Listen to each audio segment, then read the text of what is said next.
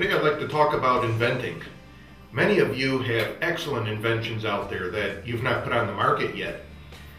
And I don't know how many times I hear people say, I thought of that idea 5 years ago, and there it is on the market. The difference between you and him is that the other fella decided to take action and you didn't. And in this economy, it's just a matter of time before someone comes up with a similar idea to yours. It's not a matter of if, it's a matter of when. So like I tell many of my consultees when they call, I tell them the first thing you need to do is get some kind of protection on your invention. And it's not necessary that you go right away for the big utility patent, which is a good one to have. It's very desirable. It'll last you 18 to 20 years. But before you bet the farm on your idea, you need to know that it's going to go over. And we have ways of testing this that are very simple, very accurate. One of the worst things you can do is depend on showing it to friends and family. They don't want to hurt your feelings, so you're not really going to get accurate opinions sometimes by showing it to them. A lot of times what I'll suggest to my clients is get yourself a provisional application, and if that suits what you're trying to do, that's great, because a provisional application is going to give you a filing date of your idea. And especially if you still have some tweaks to do to it, a few design changes, you can do that with the provisional application. It's going to buy you 1 year's time. Not every product you come up with is going to be a home run hitter. I mean, we've developed some excellent products that we've had on the market for many years. Our scent web is very successful, our bow grunter, our dual grunter, our turkey skins. These are items that have US patents on them. You just don't know where a product's going to fall in. Chances are, however, that if you've solved a problem in the hunting industry and a product came as a result of solving this problem, like we've done with our bow grunter and our scent web, chances are it's probably going to be a decent seller for you.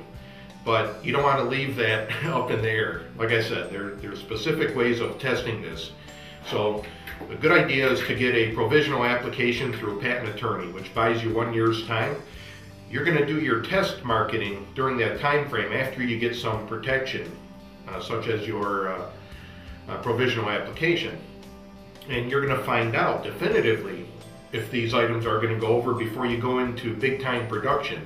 You'll just have a prototype made, and you're going to show it, and you're going to do some market testing. You're going to find out, number one, on the questionnaire, are these people willing to buy your idea? And what are they willing to spend for it? Another very important thing is the name of your product. I've had a lot of people come up with cute names for products, but it really don't describe what the product is. If that's hanging up on the store shelf, you've got about 6 seconds to grab someone's attention through your name, through your packaging. Otherwise, they're going to walk past your item. One of my first consultations ever, I had a fellow call me up. He says, Greg, I attend these trade shows and my product sells like crazy. I get it up on the store shelf and it collects dust. And right away I started thinking, well, it's got to be in the name or the packaging. Ended up in his case, it was the packaging. The packaging really has to stand out. You'll notice that our base color is yellow. Walk down any aisle, sporting good aisle, shopping aisle, when you're going for groceries, don't even look at the product. Look straight ahead, walk down the aisles, and see what colors catches your attention from your peripheral vision. I guarantee you it's going to be the yellows, the oranges, the reds, the bright greens. If you want to get into the hunting colors or camouflage after that, incorporate it into your product or your picture. Go with a bright color to grab attention. In the case of this fellow I was telling you about, his packaging was camouflage. He spent thousands of dollars through a graphics artist. Beautiful packaging. But I asked him, what's camouflage designed to do? And he's looking at me kind of funny, and I said, it's designed to conceal. The last thing you want to do is hide your product on the store shelf. You want it to scream look at me. Now what about production of a product? You're seeing a lot of things going overseas. Some things are staying here in the States. You know, that's going to depend on numbers. If you got a really hot selling item, you might consider taking it overseas. You know, it's great if you can do it here in the US. If that's really not feasible for you, a lot of people will take it overseas to Asia, and you can save considerable money in labor cost. The flip side is, here in the US, they speak your language. You could get on the phone, you could tell them make this change, this change, this change, and it's done. It doesn't happen that quick when you've got that language barrier, even with interpreters. One of the things you need to determine right off the get-go is, what is your goal? Are you wanting to market this yourself, create your own company, or are you wanting to work a deal with an existing company that already has access to the market? And there's advantages and disadvantages to both.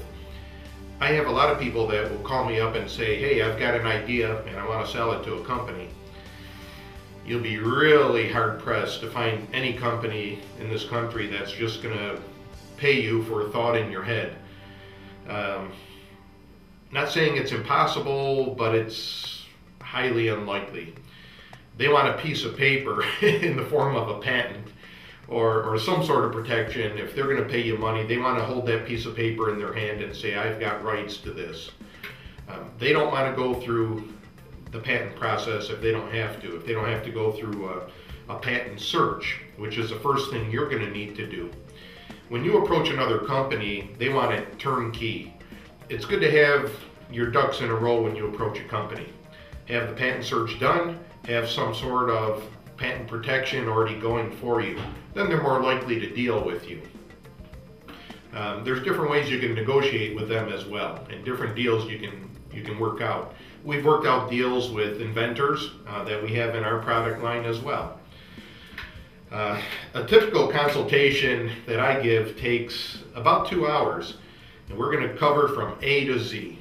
From the point you're at pre-patent, in which case I sign a non-disclosure agreement, so we can discuss which type of protection you should go for. From that point, I'm going to have your head spinning at the end of a consultation. We're going to cover so much, but we have it in a structured form. You're going to take notes. You're going to walk away with a clear game plan. And hopefully I've given you some good basic information to at least get you started. From there, there's trade shows out there that you can attend, both for selling direct to the public or selling to the dealer. If you need to generate cash flow, selling to the public is going to help you with the cash flow. If you want to get it out to the dealers, attending the other trade shows for the dealers is a good idea, such as the ATA show or the SHOT Show. That's a good one. If you want to go to the trade shows that the public attends, the shows that Target Communications puts on in all their Deer and Turkey Classics are excellent with good attendance. So hopefully you picked up a few pointers that's going to help you on the way to marketing your next invention.